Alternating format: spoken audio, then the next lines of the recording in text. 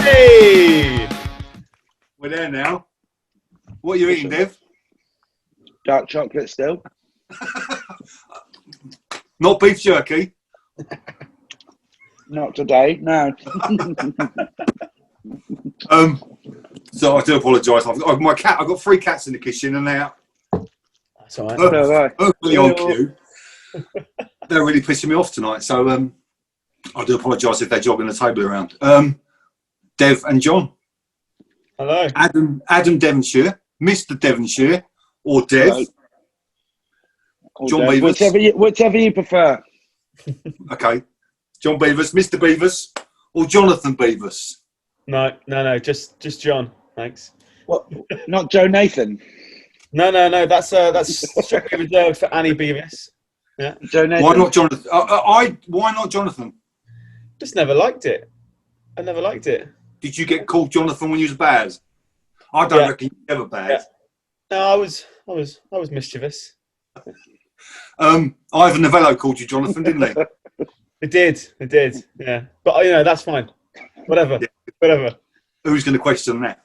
Exactly. So, welcome to Goth Kitchen. Sign says that. Thank you for having us. Is that the cat's arse, Steph? Lovely. That is the cat's ass. Welcome to sunny Southend, which is not sunny because we've had Storm Barbara attacking the coast all day. My nan's name's Barbara. What's she doing? Hey, Jesus. She's not a storm, is she? Let the man do his intro, Dev. So, John. Yeah. How are you? Where are you? And what have you been doing today? I'm good. I'm actually better than good. I'm pretty great. Yeah. I'm in Bristol. I'm in my flat, sat in my bedroom, and today I've been at practice, and then been at home doing loads of emails. So yeah. What did you have for dinner, John? Fajitas, but in a boat, not wrapped. Flat bottom, holds all the juice. Flat bottom, soft bread. What's that? Soft, not hard. Okay. Dev. Yes. Are you there? How are you? Where are you? Yes. What have you been doing today? I'm in my kitchen. I have been at practice with John. All right. And then I went into town and sent some stuff off via the post. It's been very exciting, Brian. Very exciting. Are you selling stuff on eBay? I sent Lee's pedal away to get fixed, actually. That's nice. Yeah, That's nice. Yeah. He needed a hand, so I gave him a hand. Was it you that broke it? Probably, to be honest. I'm pretty clumsy and fall about quite a lot, so there's a chance I could have stood on it by accident. I just don't know. I reckon he broke it. We've all witnessed him. He's not very kind to his equipment, shall we say. He's not, no. He is in the room, though. He is in the room. He is very diligent and careful in the room, yeah. Is he? It's just on stage, just kind of forgets about that. Is his stage persona? Yeah. Turns into this rock star. What were you rehearsing today? Album 4? Or album 4?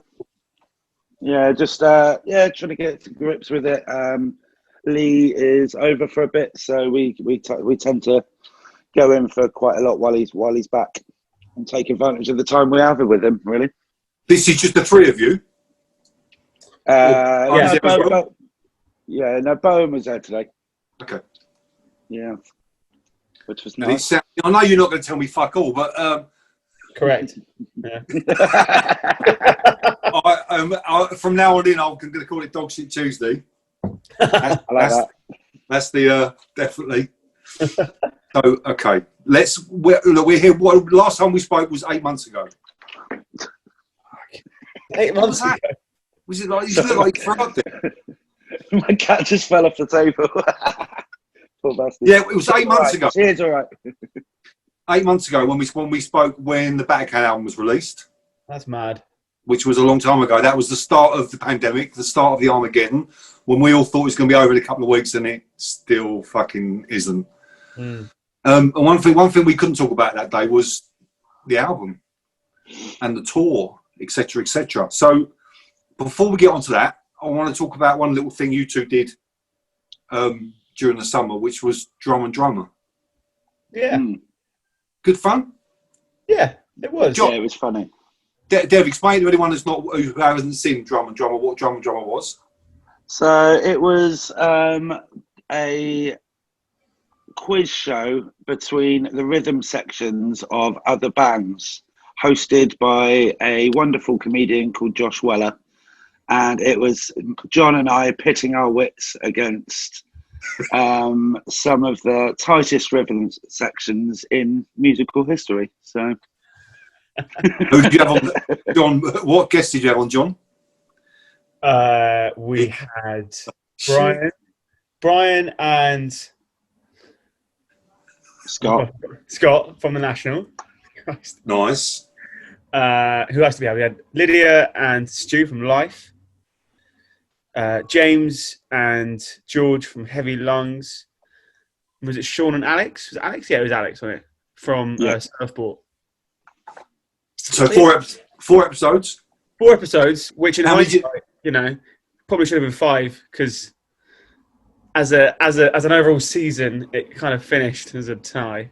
So it did. So you already need the Champions League one now. Yeah, exactly. Yeah. Exactly. Who would, if there was a 5th episode, to decide who would you have on it? Who would be your dream drum and bass partnership? Well, I'd like the guys from Protomartyr, but we don't know them at all. Just an email away, mate. Actually, maybe not. I feel like they'd be really smart. Yeah, good. Some of the rhythms they do is a little bit, no. Yeah, but some of the questions in that quiz weren't that technical anyway. Excuse me, it was all extreme knowledge. A lot of the stuff there. Yeah, a lot of research went into that. Actually, was it? A lot of studying beforehand. Mm-hmm. The what happens next round? Yeah, brilliant. Yeah, because you've got to watch all the music videos of 4 or 5 eras, just in case. Well, all of them. Yeah. But you could though, because we didn't get to see the video because obviously we couldn't afford to put it on. So for most of the time, it was like, what happened? Fuck, I don't know. We actually in. So that was plans to do more. Would you like to do more? Yeah, I mean, I prefer to tour. Yeah. Yeah. But if the opportunity arose, I'm sure we could dust off the old pen and paper, get the old thinking cap on.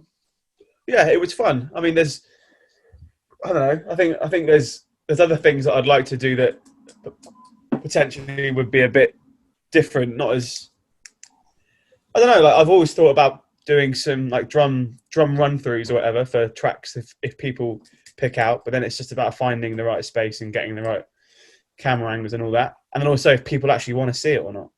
I think they would want to see it, without a doubt. Yeah, people often say there's a lot of feedback. We'll talk about it later on about you as a drummer and how much you've grown in the last 2 or 3 years as a drummer. But I think people would love to watch you play drums.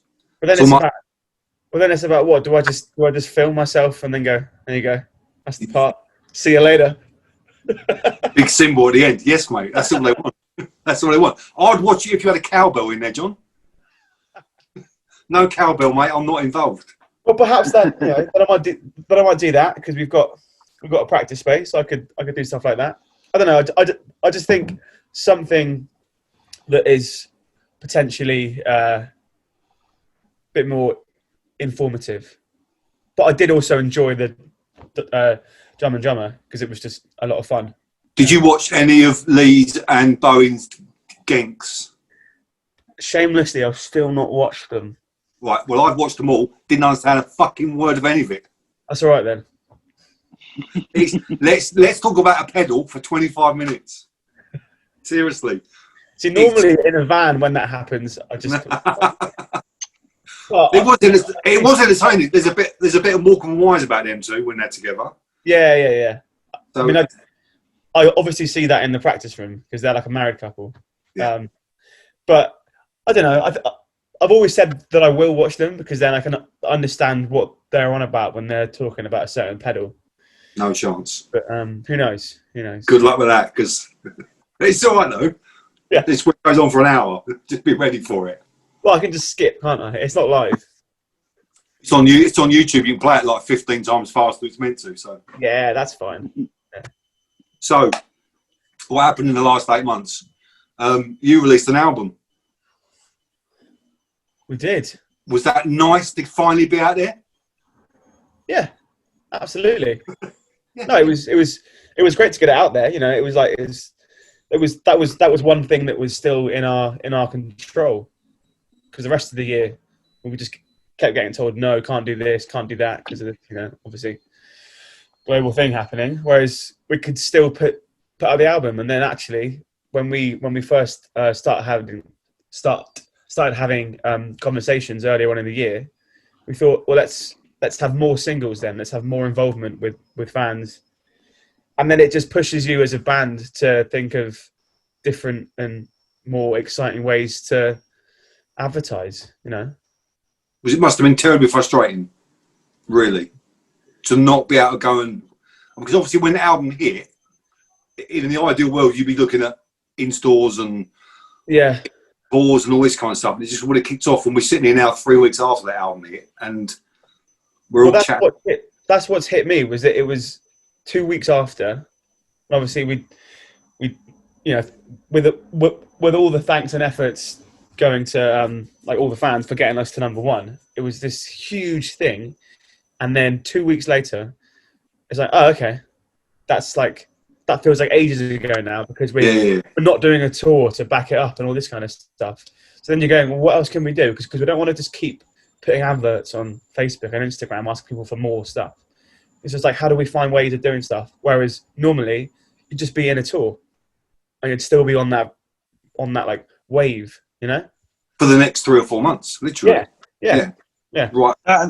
They're just songs that, like, you know, we wrote them to be played live in big fuck off spaces, you know, and like not being able to do that with them is frustrating. And I think that maybe some people didn't like. I think that maybe they would have connected, because I've seen it's quite a divisive album, so some people don't get it, and like that's great. But maybe they would have kind of got it a little bit more if they'd have seen us fucking play the tracks live, you know, and seen the fucking bombacity of the whole bombacity, is that the word? Yeah. But you know, like just the how it's meant to be heard, really. Yeah, I get that point a lot, actually. I think because there has been, as you say, some criticism for certain parts of the album, but yeah, I think if you were to watch it live, which, as we've always said, you know, we're a live band. We're not going to hide behind the fact that we are a live band. We're obviously trying to, you know, every album improve ourselves to get better production or write better songs, but we're still at the crux of it a live band. So this has been the hardest thing, because you're like, you've got these songs out now, but you're just hearing it on your headphones or on your laptop. So much bigger in a room. Did you? I mean, we got a snippet when we watched Abbey Road, which we'll talk about later, and the Lamo session from last week. Going back to what you said there, Dev, when you write album, when you start writing album 3, do you think about bigger venues and bigger crowds? Do you write an album that's bigger than the last one because of that's the way it's gone? I think it'd be naive to say that we didn't, because I think that was probably in the back of our minds. You know, we'd been playing bigger places and the crowds had got bigger and stuff, and when you write music, you're aware that when you go back in, you know, you hope that you're going to be playing spaces that large again, and you want to fill the space with it sonically. And yeah, that's kind of what we wanted to achieve with this record. Not being able to do that is fucking frustrating. But you know, yes, it is what it is. I said to Joe last couple of weeks ago when I spoke to Joe, it's like, and it feels like it in the Afghan, because it must be 10 times worse for you guys, but it's like everyone's been given shitloads of sugar, and everyone's really high on this new thing we've had, and all of a sudden now we're not allowed to go and run around the garden. You've been told to sit and sit it out, and people are getting gritty, and people are getting pissed off and stuff like that. The internet is a fucking weird place at the moment because people are just cramped indoors and frustrated. Yeah. Going back to something Joe said last week, because there's been a lot of criticism. Well, not criticism, but there's been a lot of talk about lyrics on the album, and the simplicity of it all and stuff like that. I'm not going to ask you about that because I spoke to Joe at length, but one of Joe's things he said on that was that a lot of those lyrics on this album were written there and then in the booth in the studio. How much of your work is done and finished before you arrived in Paris? Do you two know your parts completely before you go and record the album? Are you two both completely sorted for what you're going to do? Normally, yeah. On this album, yeah, true. I mean, I think for this album, I would say I was 80% finished. So there was 10% stuff of that, you know, maybe I wasn't 100% confident on, and then there was 10% of things that I knew I wanted to fix or try out other ideas. Because obviously, when you're songwriting it in a room, I think sometimes I just set a beat just to kind of get the ball rolling, and then everyone will agree, oh yeah, that's a good beat for this song. Right, now let's work on the guitar or let's work on the bass kind of thing. And for certain tracks, there's points where I go, I want to make something more of that, but I'm not going to do it now. I'll do it later once I've heard the rest of the song finished, you know? So you can add, it's almost like your little natural overdubs. You can kind of add those in. Yeah. That's as late on in the day as you need to. Yeah, because obviously for Lee and Bowen, they all, because obviously we do all the tracks as live, but then the first 3 takes, that's all I get pretty much. Obviously, if it's bad, we'll do it again, but it's like the drums have to have that live element. So within 3 or 4 takes, that's my part done. Whereas Lee and Bowen can put down the core track and then go overdub and then go overdub and then go overdub. So I always find that there's certain points perhaps where if I've got a fill, I'll just save it for the studio. Yeah. Maybe like, what do you think of this then? You know. And what about the big epic fill in War? Well, that came in the studio. That was never there. And then I don't know why. I think I was just bored. Too much. I was just bored, and I was like, that came at the end of a fluff take, and like you were just pissing around, and you just went diddle-it, diddle-it, and then everyone in the room was like, "Whoa, fucking yeah, get that in there, yeah." But I'd only done that. I think as on the live take that is on the album, that was probably the second time that I'd played it, because it had to be the whole song. So if I'd done it and then messed up the rest of the track, I had to stop. So I think I'd only managed to play it properly twice, and then I thought that's as good as it's going to be. I might as well just walk away now from this song. And then I remember going back into the rehearsal rooms this year, trying to play that was just stupid. I was awful. I didn't have any arm strength. I just couldn't play drums for about a week. But yeah. Long time off. So your drum tracks are pretty much, you record them almost live as a complete song, start to finish. That's how we've always done it.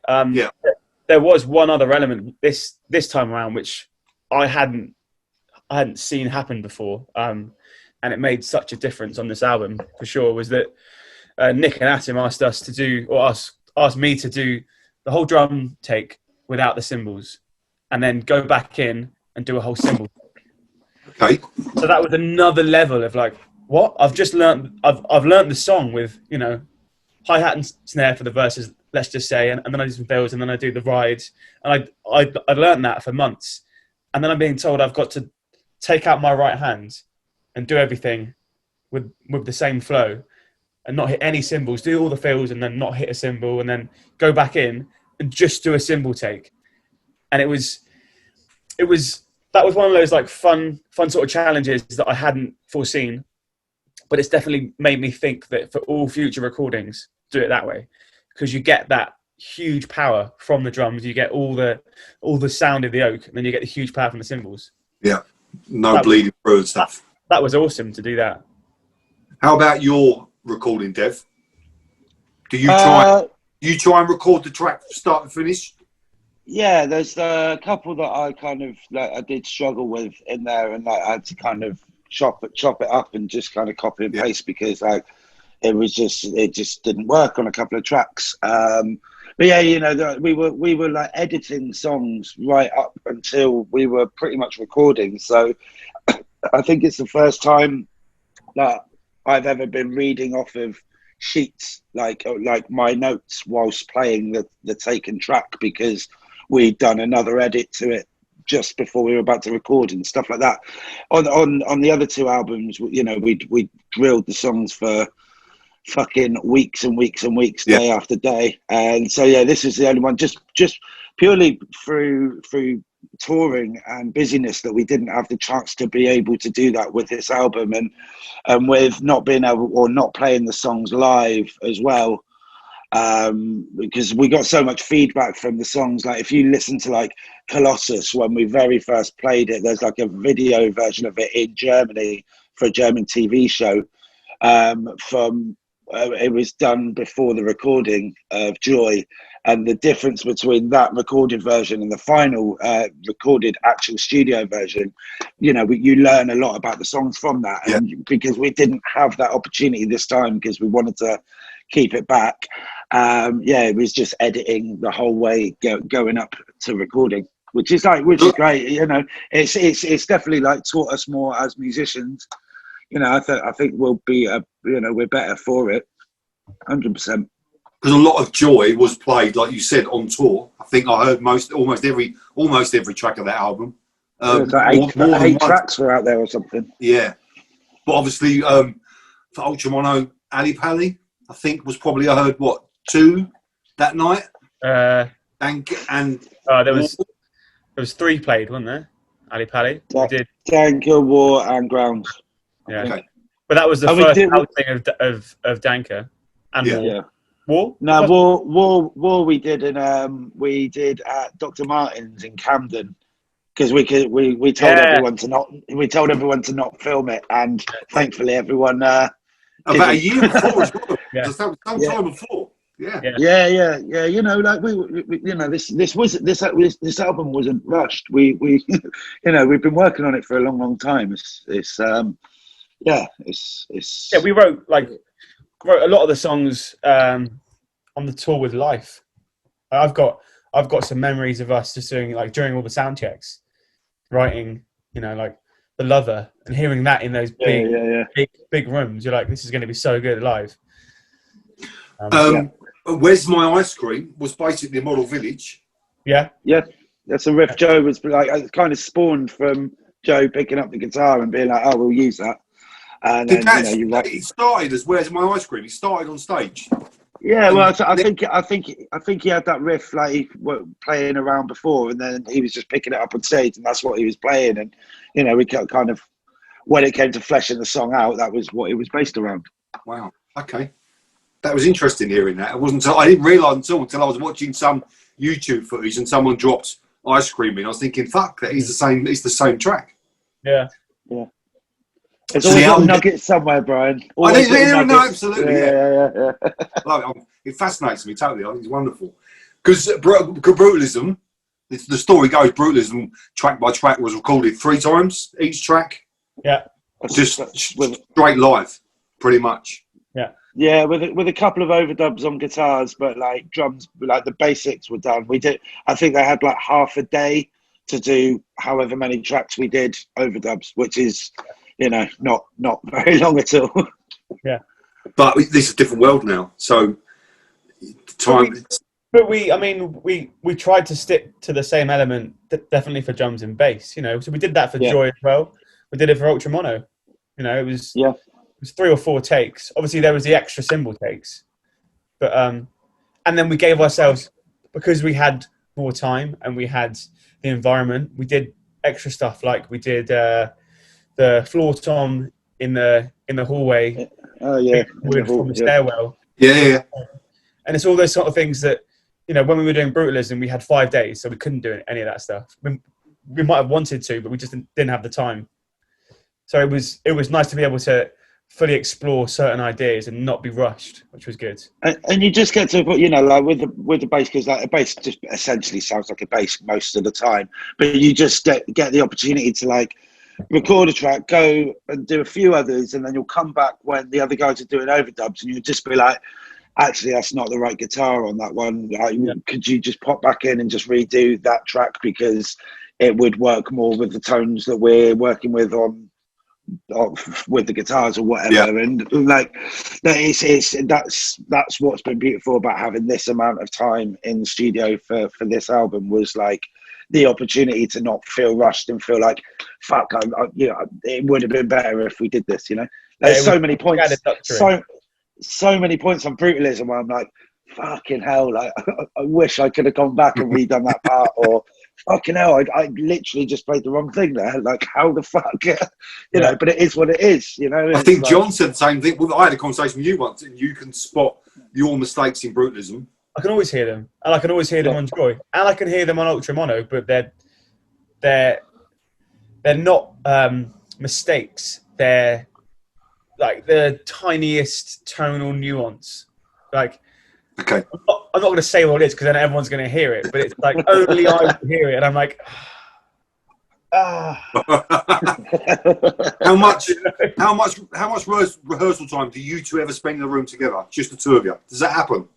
Happens. Probably, yeah. Happens. I mean, we do a lot, because obviously, if we are going to drill before going to a studio, me and Dev will go in a lot. You know, I guess because of historically, we've always said we get 3 takes.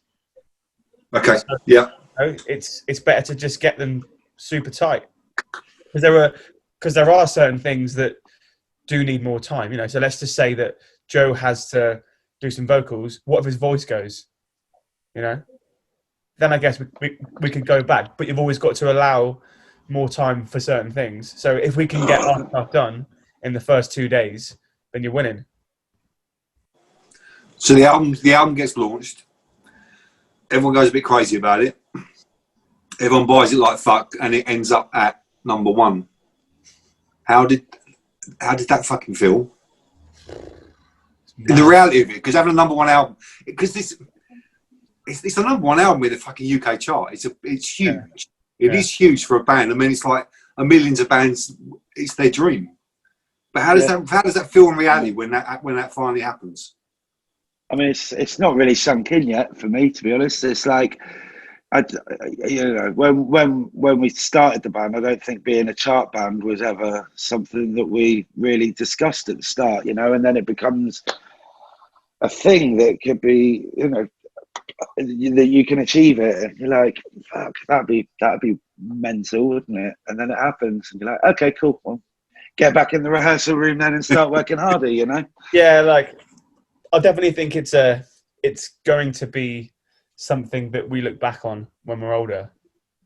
Whereas I think, well, speaking for myself, it's more about, oh, wow, we just played Glastonbury kind of thing, or wow, we just played Ali Pali. That's like those are my awards almost, which sounds so lame. I've just said it out loud, but like those are my awards, because that's what I've always wanted to do, was play these or those sort of shows. And I just never thought in any world that I'd be #1, because it's just... It's strange though, because literally from February, March 2017, it's done that. And those peaks, like you said, your Ali Palis and your Glastonburys and the awards that have come in and stuff like that, the Joy hitting #5, which I was more surprised about that, because I think when Mono came out, it was kind of expected. It's just going to have to be #1 almost. Yeah. And then nothing's ever guaranteed. Lucy Bent didn't sleep for 3 weeks. She was absolutely, I don't think she does anyway, but convinced it was going to get knocked off by some boy band no one had ever heard of. Yeah. In streaming figures. But it's always doing that. It's just always gone up in that direction, which is a wonderful thing to happen, and a rare thing to happen for anyone, I think, nowadays. It's insane. It's fucking batshit, Brian. I still think back to like Moth Club. Like, you know what I mean? Like that was one of those first gigs where you're like, fuck, this is something. Yeah. And saying that was 3 years ago or whatever it was, which is nothing really in the grand scheme of our band. It's mental. There's been so many. It's been fucking, like you said, the Glastonbury's last year and stuff like that. Ali Pali. I don't remember much about Ali Pali. I don't know. I mean, your perception of it must be very different because you're looking at a sea of people. But I just remember I was just rabbit in headlights. Same. It was just, Yeah. So I was so nervous. I've no fucking idea how that gig went. I was like, don't know. Yeah, it's a blur. Is it all right? I was just freaking out because I had a 2-hour set with a 30-second break in the middle of it. No. yeah. What a stupid idea that was. I remember just thinking, I was like, all right, if I play War, because we didn't start with War, did we? War was the first song of the second set. Yep. So the whole first set, I was like just thinking about that feel. Yeah, it definitely was. It was the poem, and then it was Yeah. No, it was Colossus. What did we start with? War. We started with War. All right. Well, then I was all day. I was thinking about that feel. And then obviously I think I did it. Who knows if it was good or not? Screw it. And then it was try and enjoy the set, and then try and breathe. And all I kept thinking was, don't enjoy yourself too much and start wasting energy when you've got an hour left. And then when it was about 8 songs left, 7 songs, I was just thinking about Danker because we haven't played it live before.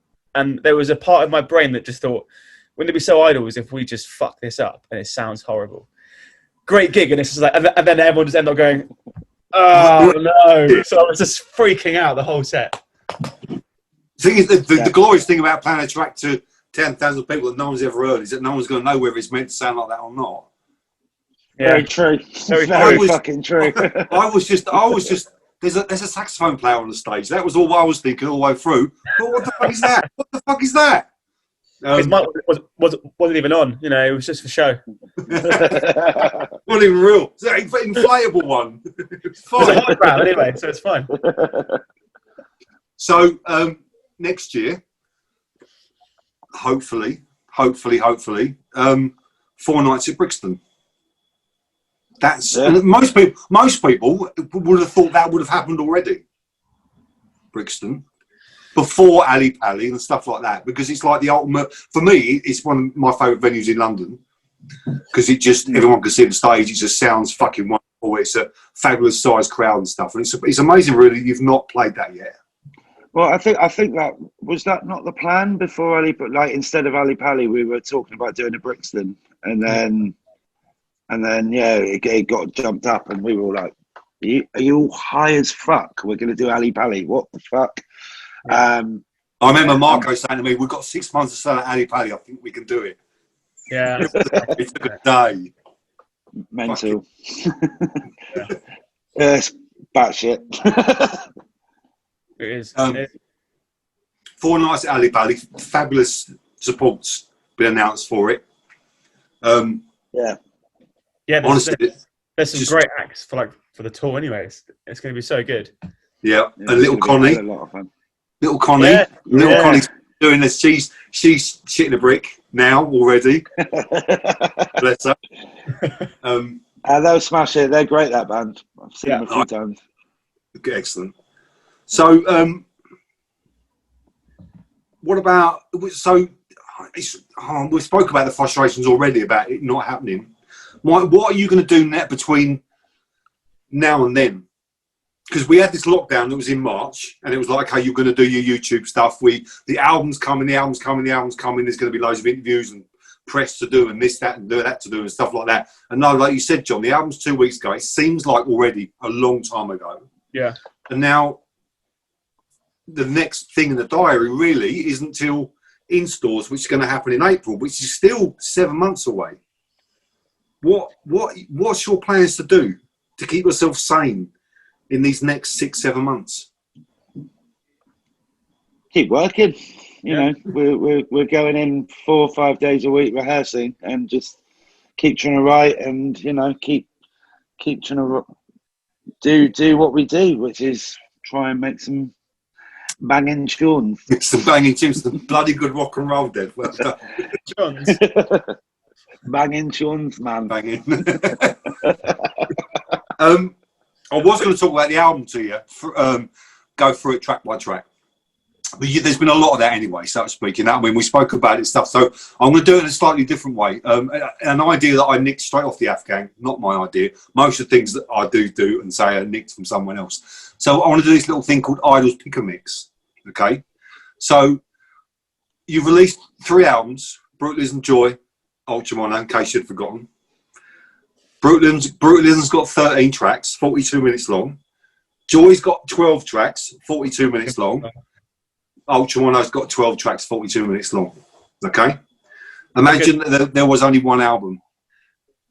Okay, yeah. Right? Imagine there's only one album. So I want you individually to tell me to pick from those 3 albums in that order. The last track is Louis Slow Savage. It's track 13 on Brutalism, so that we can't have a duplicate 13th track, yeah? So the first song. No, listen. I want all 3. You got to choose one song from the 3. When you choose that song, the other 2 have gone, didn't exist. This is does it have to be track 1? Yeah. Tracks. So John, your opening track is either going to be Hill Hill, Colossus, or War. Fuck off. The two you don't choose have gone. They never happened. This is your only Idols album. That's the hardest question.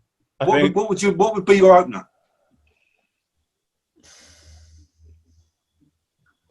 Bollocks. That's bollocks. I want to pick all 3.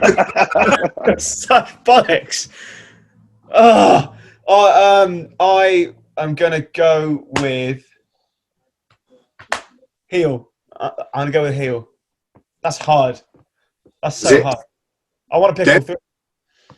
That is tough. Yeah.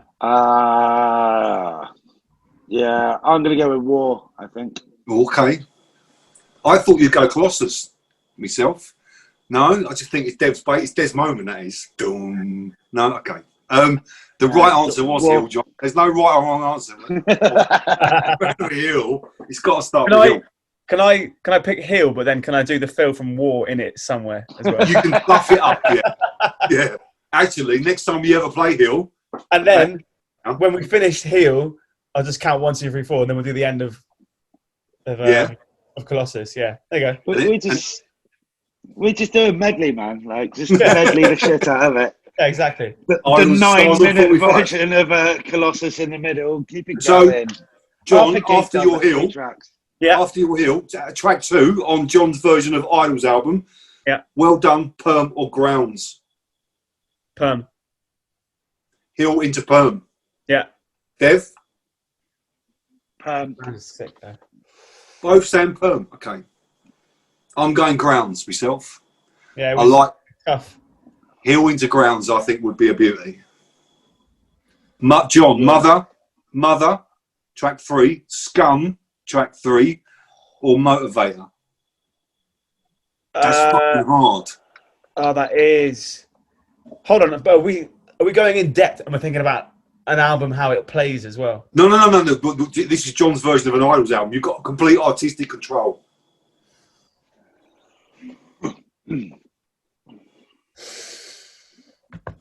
Grounds. No, you've had no Grounds was track 2. I know. I'd go for Scum. Screw it. Okay. Really? Scum. First track for Joy. There's no right answer because I want to pick Grounds, Mother, and War and Colossus. Dev? I'd go Mother. I still love playing that track. So do I. I fucking love playing that track. I do. And I also love. I think I'd choose Mother because it's so fucking iconic and it's Idols, that song. Yeah. What I would say that it's hard for this is that I'm thinking about playing them live, obviously. So like, no, don't. I've not lived with Motivator yet live as much because I think that's going to be a really good live song as well. It's going to be fucking epic live. It's a wonderful track on the album. It's going to be epic live. Track 4.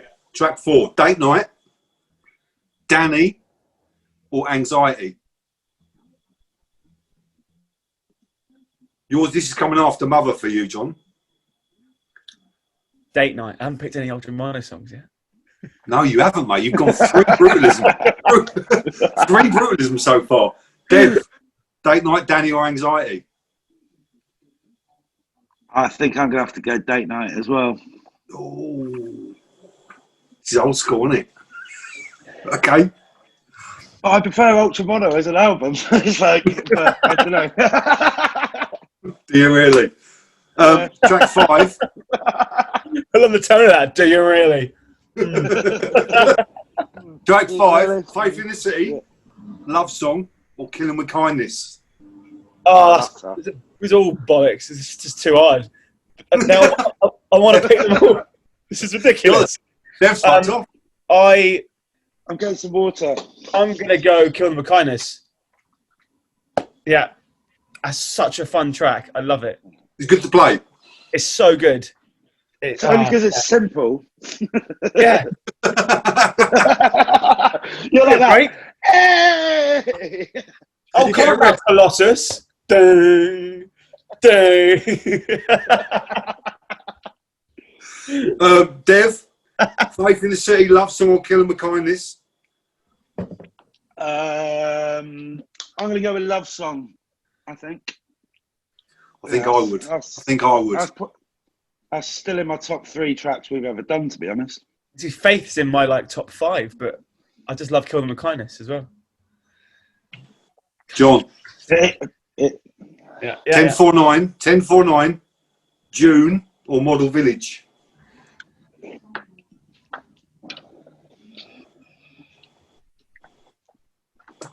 I'll go Model Village. Yeah. Dev? Sorry, I'm just trying to see if John's got a bong or anything near where he is, because he is high as fuck. Now, I'd go with, yeah, it's got to be Goth, really. I'm just thinking of live as well. It's like, yeah. I'm thinking of people's reactions, like seeing it. So, yeah. Track 7, halfway through the album. John, Divide and Conquer, Samaritans, or Ne touche pas moi. Samaritans, please, mate. Really? Yeah. Oh, and I also know Dev's answer already. So go on, then answer for me. That's Divide and Conquer, isn't it? Hey! Yeah. That's like the most Dev moves during a show. It is this leg sway. That's my favourite thing we've ever done. Yeah. Still. Yep. Your drum part in Samaritans, John, was on massive. Well, first time I saw that live was the PRS Canteen gig. Do you remember? It was the first time you played that live. Yeah. And it only had the chorus in it. That's all the only lyrics there was. But you were so happy because you were playing this drum riff that was nothing like Ruthlessism at all. It was like, what the fuck is he playing? Yeah. So different. So different. Track 8, Rachel Koo, Television, Carcinogenic. Ooh. What's Carcinogenic sounding like live? I don't know if we've ever played it. In the room, it sounds good. In the studio, it sounds good. On the album, it's one of my highlights. I'm just wondering how good it's going to be live. It's a monster of a song. I'm going to go Television. Dev? Yeah, that's always fun. Television for me as well. Track 9, Stendhal Syndrome, Great, or Reigns? It's actually a track that took me a while to get my head around in terms of falling in love with it, but I'm going to pick Reigns. Oh my God. I know. That was so tough for me personally. Why? Because it was so out of my comfort zone. It was like, let's write a dance track that's not a dance track. It's like a techno song, but it's not a techno song. And it was one of those moments as a musician where I was putting myself before the band, which was something that we talked about loads while doing Ultra Mono stuff. And I just find myself saying like, oh, this is boring. Like, I'm not doing anything. I want to play more exciting drum beats. And then the further we got with the song, then we added in the little flare stuff. And I was like, okay, cool. Which is a very, childish way of looking at it. But the first couple of weeks, it was just 4 on the floor and a snare. So I was just sat in the room going, oh, this is like, just get a drum machine. But then that was just me being purely selfish. Yeah. And then now where it's come to, it's so powerful. It's a huge song. I think it's been the favourite. The general 2-3 weeks after the album's come out, I think it's the one that, especially when you played it on Lamo, and with the like 7-minute outro. What it was fucking hell. You know what I mean? It's like I didn't expect that at all. Neither did I. Neither did we. Okay. But it was like, I've timed the set. We might have to play for another 30 seconds. We're like, yeah, all right, we'll just do some noise thing. No, it was completely unrehearsed. And then, like, as I'm doing it, I'm like, I'm on the last chorus now, and there's still 4 minutes left. Let's just play the same beat, man. Let's just keep on going. It's ridiculous. Just go until someone walks on stage and goes, oh, "You're done. You're done now, mate." Yeah. Just pull the plug. It sounded. It was fucking. It was awesome. Well done, Dev. Steno Syndrome, great, or Reigns. Reigns all the way, baby. Yeah, that's a banger, actually. It's a banger. John, track 10, Exeter, Graham Rock, or Lover? Oh, the Lover. Yeah. Dev? 100% the Lover. Easy. Really? Yeah. The Lover is gonna like live. It's gonna blow minds. My God. Yeah. I'm really excited now. I just wish there was like a warning on the album and you just go, look, however loud you listen to music, like just turn it up a little bit more. Just a little bit more. Just a little bit more. Yeah, but you do that. And that's how you should. Yeah. That's how you should listen to Ultra Mono. It's like, just fucking crank it. I just want to take the first part of your sentence and have it as a quote. I wish there was a warning. I wish there was a nice sticker on the front of the album that just said, "Watch out, world! Ultra Mono's coming." Christ. The trouble is with turning that up is that when you get to the chorus of Reigns, it seems to be about 5 decibels louder than anything else on the album. It's like, have you ever listened to the Hacks and Cloak? No. Okay, so the Hacks and Cloak is this atmospheric producer. Me and Bowen were listening to him one night driving back from practice. And there's this part, and like basically the whole thing is just atmospheric, really fucking dark stuff. And it like gets quieter and quieter and quieter. And like we're there turning it up on the dial, and then out of nowhere it just goes, "Ah!" And like it's the scariest fucking thing. Like we both like screamed. And like that's what you want to make people do, is just get scared shitless out of volume. It's great. I think Boeing dropped that on his Kinky Linky. I think it's there. Possibly, yeah. John, track 11. Yeah. Benzocaine, Cry to Me, or A Him? Ooh. See, Benzocaine for me on the album it's okay. It's a good track. Live, it's fucking mental. Yeah, are we doing album version? Yeah. I would go then Cry to Me. Your mum's favourite Idols track, that is. Because it's not an Idols track. I know. It's her favourite one. Her second favourite is when we covered XTC, Plans for Nigel. No.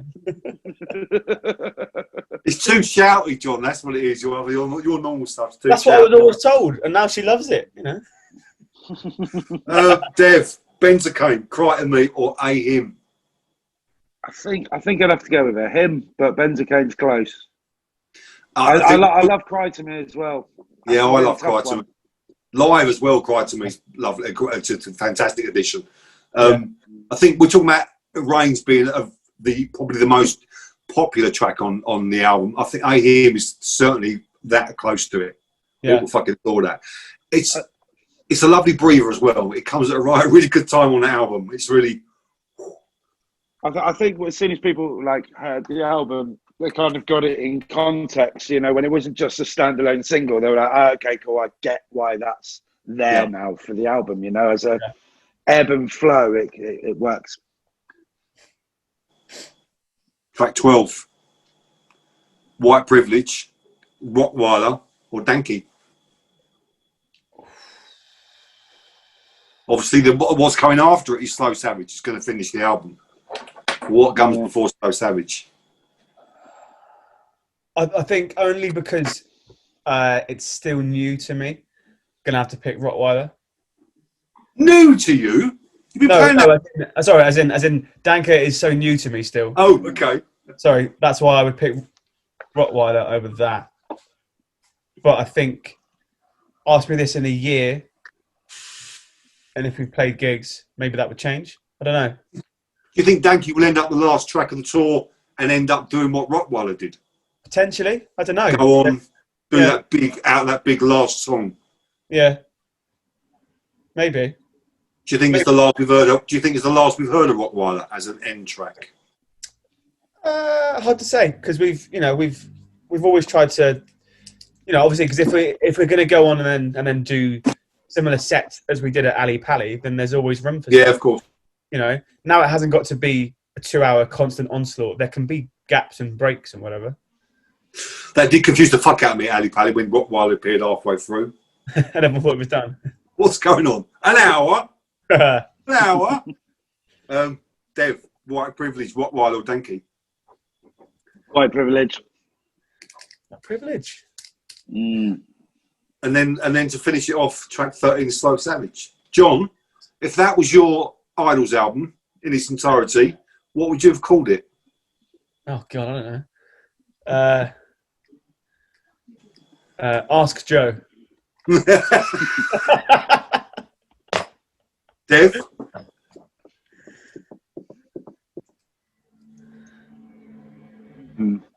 Brutal Ultra Joy. Yeah.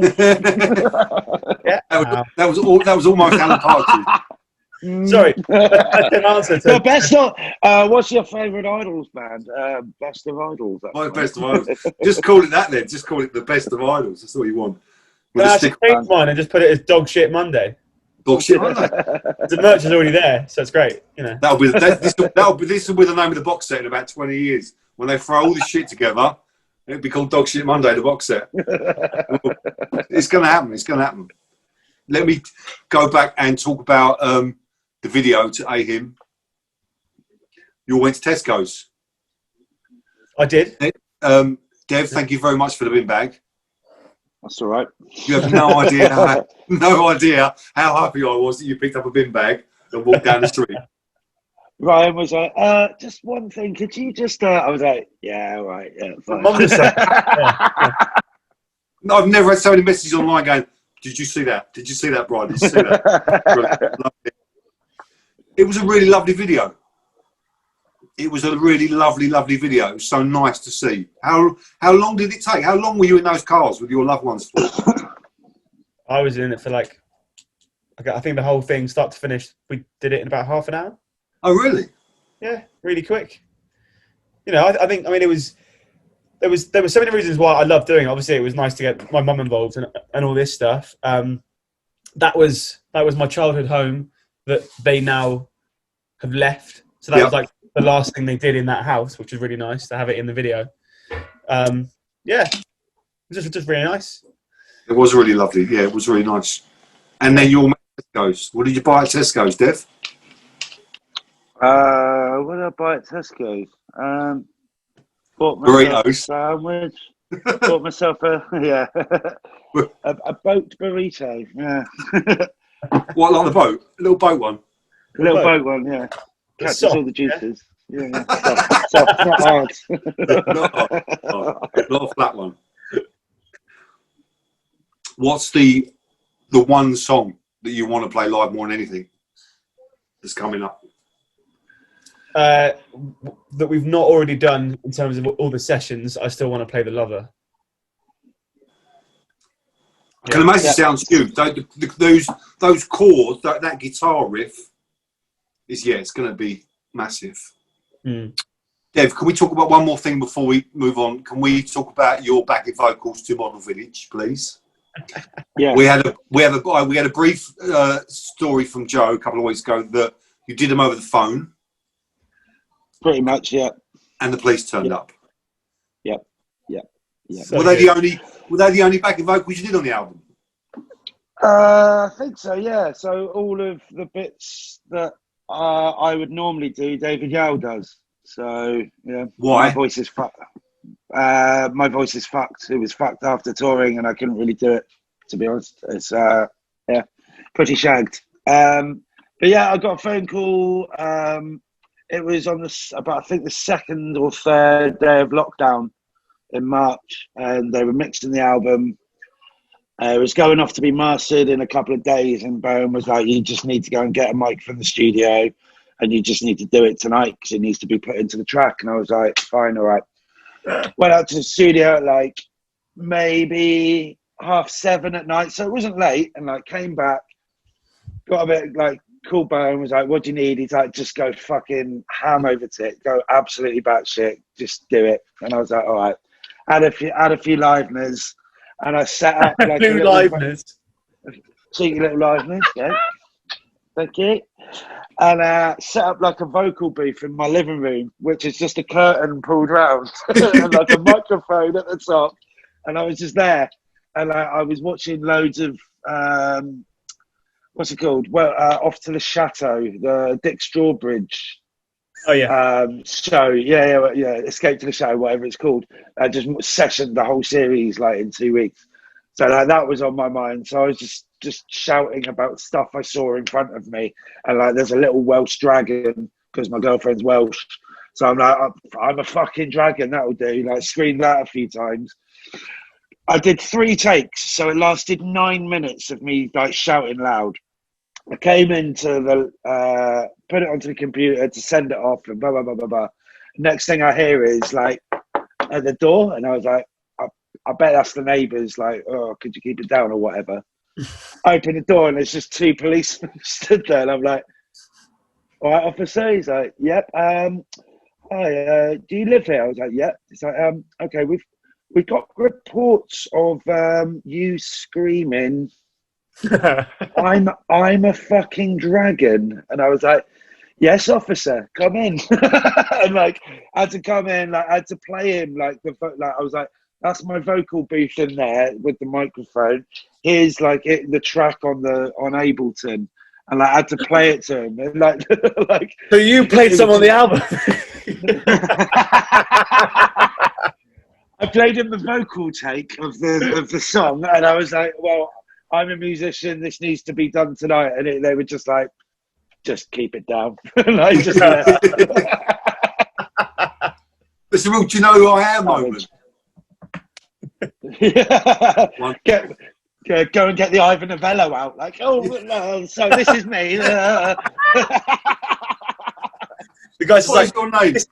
this is music, yeah? You're like, yeah, look, I got an award and everything. What is your name, sir? There, Yeah. written there. Look there, dickhead. We're gonna finish tonight on another quickfire round. You remember the last one? Mm-hmm. I've tried to do slightly different questions than last time, but I'm sure 8 months down the line, if you do get the same question, you won't remember it anyway. So I can't remember what I did this morning, Brian. You're all right, mate. okay, John, you're up first. Yeah. You up for that? Yeah. Favourite Idol song? Name one.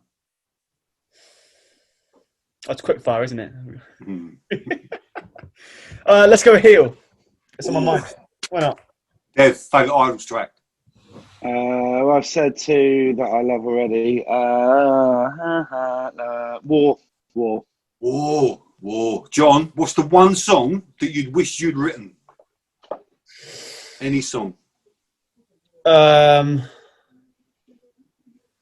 Oh God, I'm so bad at quickfire rounds. This is fucking horrible. What's that?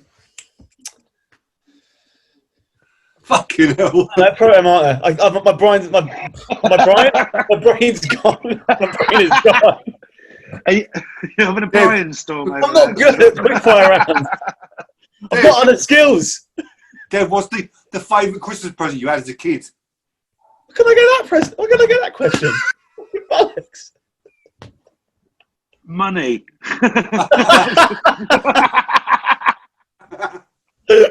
Dev, John, your dream support slot. Who do you want to support?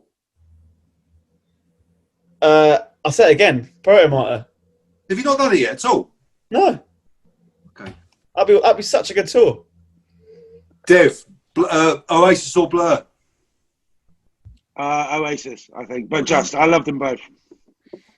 But it was the right answer. Well done. John, who would play you in a film? Can I answer this one? No. Tom Hanks. Why not? He's nice. I'm nice. He's nice. Dev, favourite cartoon? Teenage Mutant Hero Turtles. Oh, nice. Hero John, Turtles. Nero Turtles. Yeah. Hero. Turtle one, yeah. John, what's the hardest track for you to play on Ultra Mono? Still. Ultra Mono. I'd probably say Model Village. It's fast, isn't it? It's fast. Oh, actually, yeah, probably Model Village or maybe Natouche Palmois. We haven't done it yet properly live in a set. But yeah, they're quick. Dev, what's John's worst habit? Or clapping when he wants you to hurry up. Or come on. Or Giving up now. Just late. John, what's the sound of the sword going in? Ka-ching! Eh? Watching, I think. Ka-ching's like money, isn't it? Dev, spirit animal. What's your spirit animal? Cat.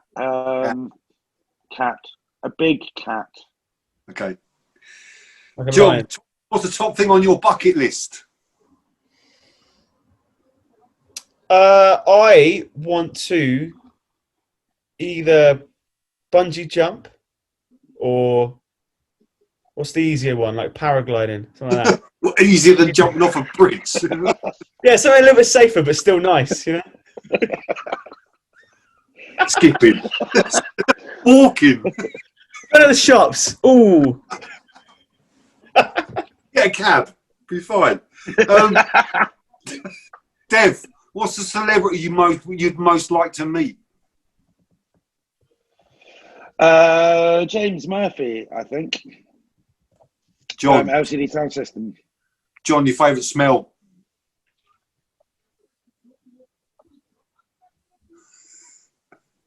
Favorite smell? Yeah. You know, like freshly washed laundry, like the fresh cotton. Love that. Beautiful. Right there. Dev, what did the puppy say to the snake? John, Dave Grohl, yes or no? Yeah. In every context. Okay, all right. Dev, Newcastle United. Why? Because I didn't want to support Liverpool, Man United or Arsenal like everyone else when I was 10, and I like the black and white kits. Fair enough. John, how many consecutive roly-polies can you do at once?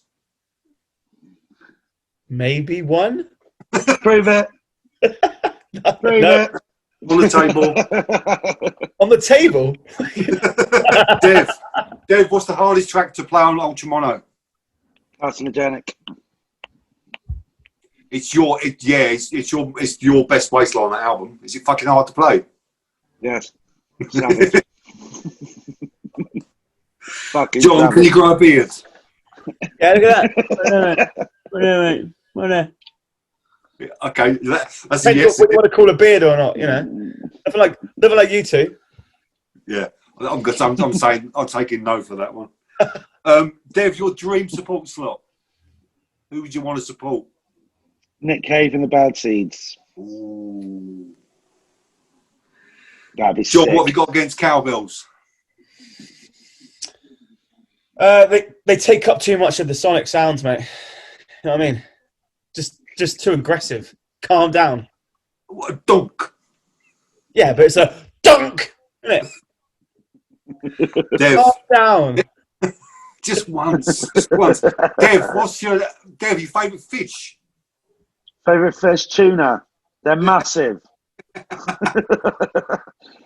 Unexpectedly massive. I'd never realised. They're fucking big fish. Because the tin's so small, you know? I know, right?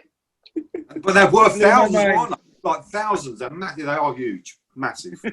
John, Tottenham Hotspur. Why? Pretty similar to why Dev supported Newcastle. I didn't want to support Liverpool, Man United. I grew up supporting Bristol City, but they always lose. So when you're a kid, you're like, oh, come on, I just want to watch a team on match of the day. So I picked Tottenham. Dev, what's the song you wish you'd written? Talking Heads, Naive Melody. Oh. John, Oasis or Blur? Blur. I mean, I'm kind of in the middle, but I said Blur just to piss you off. So. Dev, what's your favourite smell, Dev? KFC. John, what's your favourite biscuit? Oh, favourite biscuit. Can it be a tea cake? A Tannock's tea cake? Yes. Or a chocolate hobnob, because they're just fucking brilliant, you know? They are. Ultimate biscuit. Well done. Dev, top of your bucket list. I'd like to live in New York for a while. Rock star. With a fake fur and a pair of sunglasses. Yeah, fuck it. Why not? Go all out. John, Noel or Liam? Team Noel, Team Liam. Ooh. Liam, fuck it. Why not? I don't care about either of them. I don't know. Dev, who play you in the film?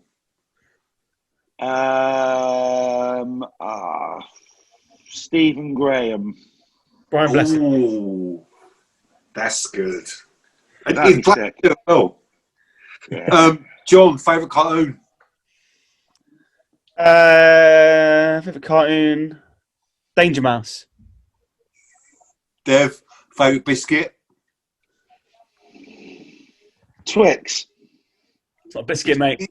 Biscuit. Fucking is a biscuit. That's a biscuit. That's a biscuit. Twix is a biscuit. Bar. The chocolate bar. Twix is a biscuit. Get out. Get out, Dev. Well, it's not a chocolate bar. It's more biscuit than it is chocolate bar. You're more biscuit than chocolate bar, but it's not a bar. It's in two parts. Most of it is fucking biscuit. It's a biscuit. No. That's not no. I wouldn't. If I was asking the questions, Brian, I wouldn't accept that answer. But what you know, I haven't accepted it, John. I haven't accepted it, mate. Answer again, Dev. Dev was favourite biscuit. No. Damn it, he's got us. You've changed as well. John, what's Dev's worst habit? Probably that.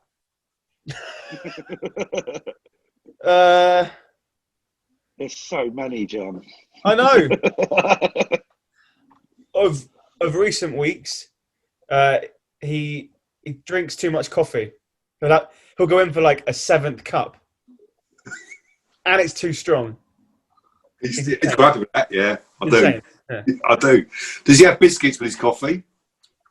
Not when he's around us, because he eats Twixes, and that's not. Dev, Yep. Team Noel, Team Liam? No. Even though he's been mad about the fucking COVID stuff, but he's just funnier, isn't he? He's just funnier. Good little songwriter as well. John, your spirit animal? I don't know, like a content family dog. I don't fucking know. Panda. You'd be a Labrador. Yeah, no, but I'm a Labrador. I've come to accept that, like, I'm just a dreamless guy. So, as you guys have always told me, and I'm like, you know what? Yeah, I am actually. I'm pretty content. I'll be a dog. Why not? Dev, when was the last time you shaved? I shave my head every morning. Hey. Lame answer. He meant the thing. Come on. He meant the beard. Oh, 2000 and something. About 8 years ago, I think. Okay. John, it's your last question. Describe Dev in 3 words. Caring, infuriating, and clumsy. Dev, do you want to repay that favour? I started with caring because you are. Yeah, it was really, nice. really No, they were caring, not. They were not. Yeah, they weren't No, offensive. no, I'm just saying. No. Dev, Dev, John in 3 words. Kind, considerate, and I don't know. How can I? Oh,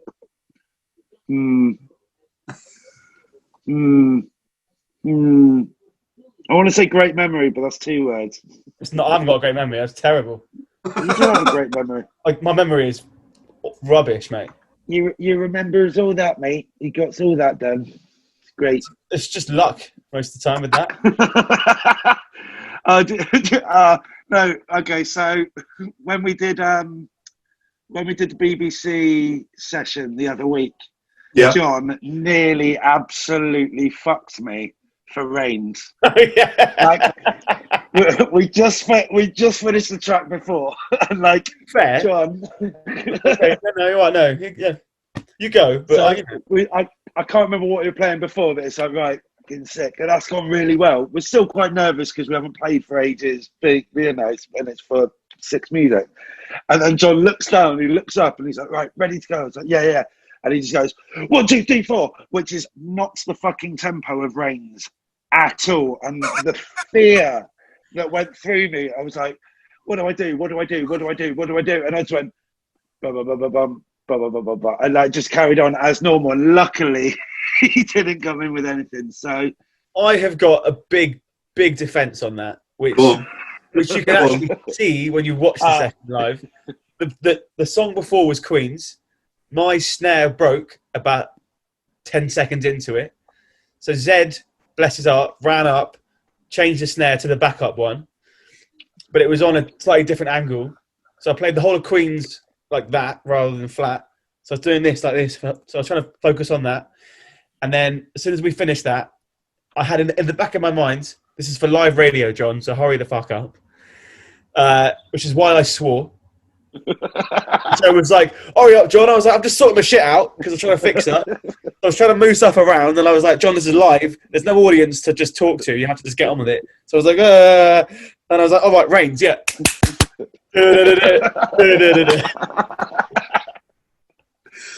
So you did count in too quick. I mean, time is relative.